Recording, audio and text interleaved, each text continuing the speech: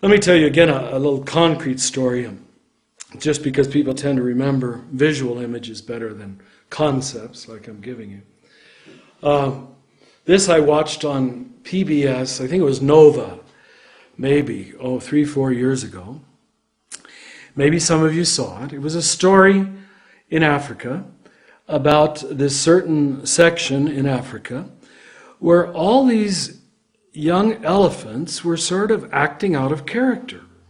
They were stomping on Volkswagens, which isn't typical elephant behavior, you know. They were pushing over trees, not to eat, just to push over trees. And he said, why do these elephants do this? This isn't typical for elephants. And they even were killing other animals, which elephants normally don't do. So they had all these experts sent in to try to discover what has happened to the elephants of this particular area. Well, you've probably already figured it out. What had happened because of poaching and some disease is in that particular area, all of the old bull elephants had been killed or died. And what we had was a whole squadron of teenage boy elephants, who had never been initiated, if I can use that term, never been mentored, and they were all violent and out of control. And they said they were really becoming neurotic. So in this Nova show, you see the helicopters bringing in, great big old bull elephants from other parts of Africa, and they put them down in this particular section. And then the cameras watch these old bull elephants, and when the young boys try to push over trees or stomp on Volkswagens, the old bull elephants just wave their ears, or make some kind of noise or raise their trunk, and the guy looks over, and apparently he gets the point.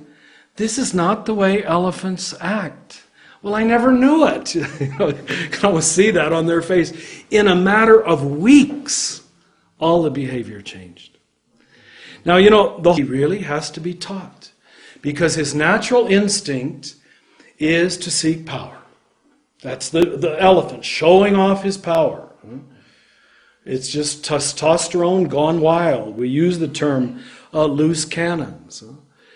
And if that power is not somehow channeled, it seems to almost always be destructive.